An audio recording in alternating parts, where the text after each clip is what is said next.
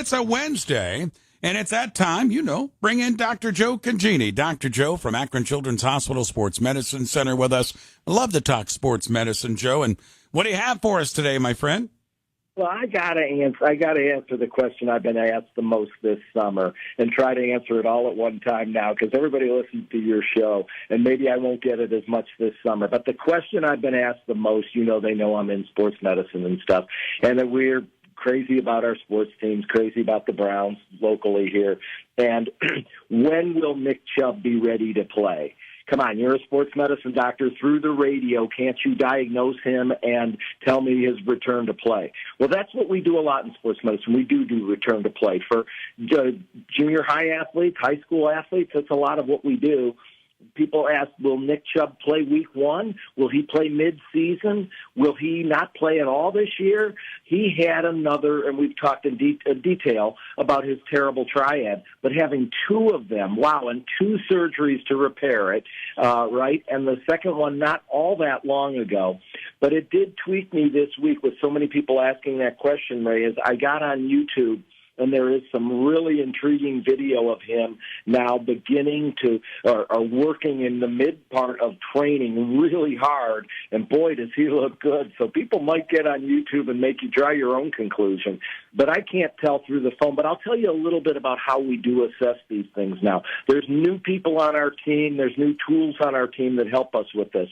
So, yes, we make decisions on return to play. That's what we do in sports medicine. We get input from the orthopedists if it's been a surgical case.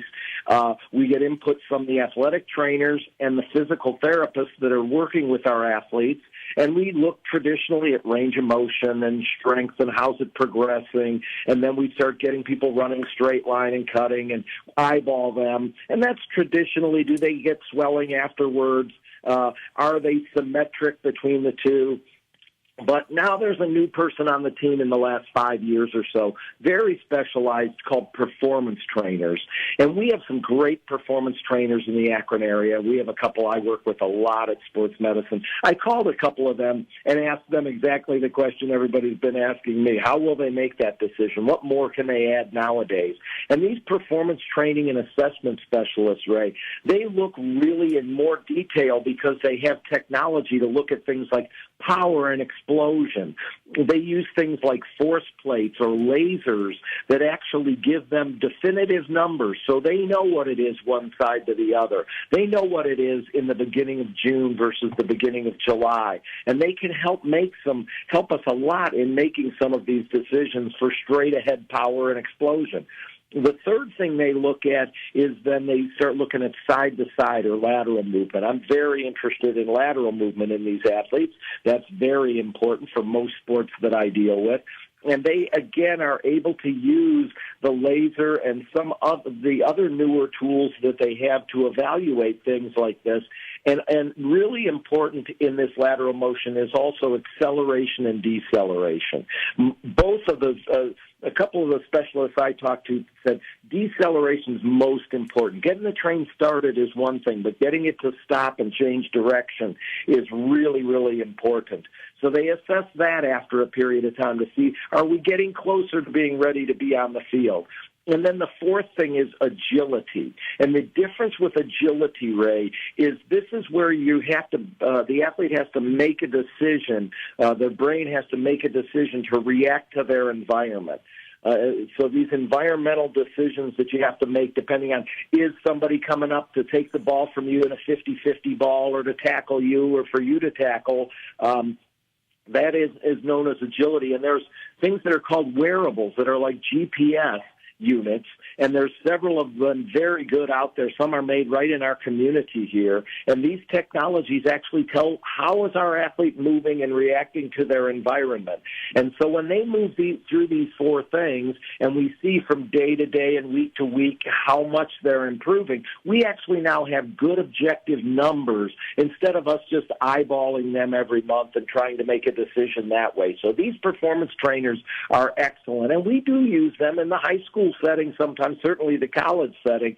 So they're very important. A fifth one I would be remiss if I didn't mention, psychological readiness. When you have these bigger injuries like, the ulnar collateral, the Tommy John surgery, or you have these things like the terrible triad like the Nick Chubb, the psychological people are going to tell us. And a lot has to do with the makeup of the athlete. What do you think of the makeup of the athlete just looking in from the outside with a guy like Nick Chubb, mentally and physically? Is he about as dialed in an athlete as you can see if you see through the TV? Of course, I get to see these great athletes in our region, and you have to make a decision on the makeup of the athlete. But those 5 things are really, really important, and we now have objective tools.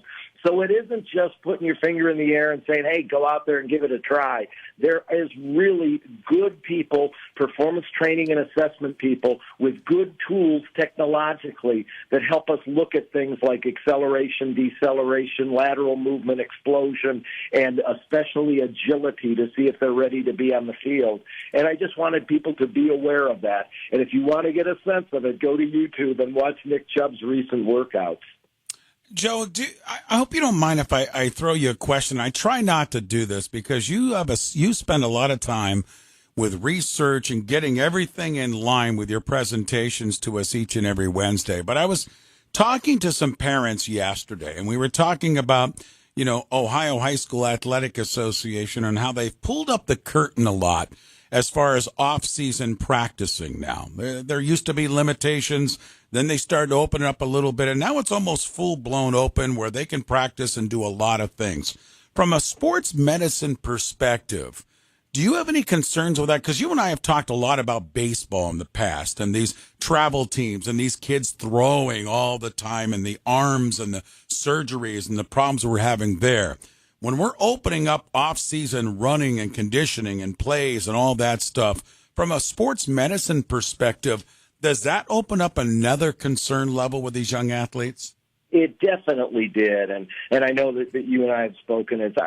So much of what we see, the majority, Ray, 75% of what we see in a pediatric sports medicine center is overuse, overload, and it's very strange at the end of May or all through June to see people playing baseball, soccer. I went by a few high school fields yesterday. Beautiful day out there. People playing soccer, baseball. They have a certain number of practices that they're allowed to utilize.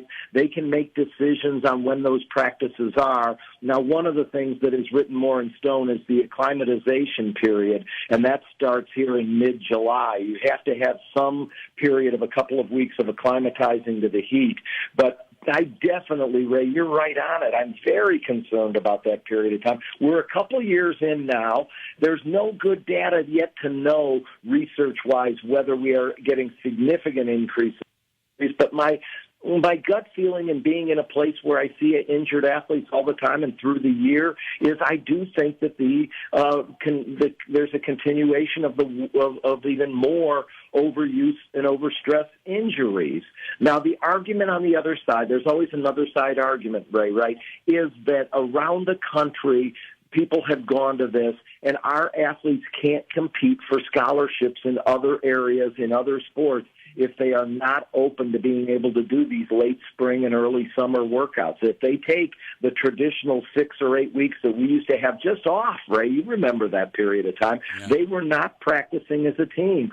And now being allowed to practice, but the give and take is our athletes were at a considerable, they thought, disadvantage in battling for scholarship and development of athletes. And they needed this period of time and development that so many other states, as they looked around, they still say we're in the middle of the pack. And there's a lot of states that have even more free reign of how many practices they're able to utilize. So that's the give and take of the two things. But you know that my eye is on the concern of the overuse injuries, and I'm right with you, Ray. Yeah, I agree. Small price to pay when we talk about these young athletes and their health compared to scholarships, that's for sure, and in my opinion. Joe, great stuff, my friend. Great insight again. Have a great holiday weekend. Be safe. Enjoy that large family of yours, and I'll talk to you real soon, okay? Thanks, Ray. Have a great holiday. Thank you. You got it. Dr. Joe Congini, he's the best. Sports Medicine Center, Akron Children's Hospital, joining us live this morning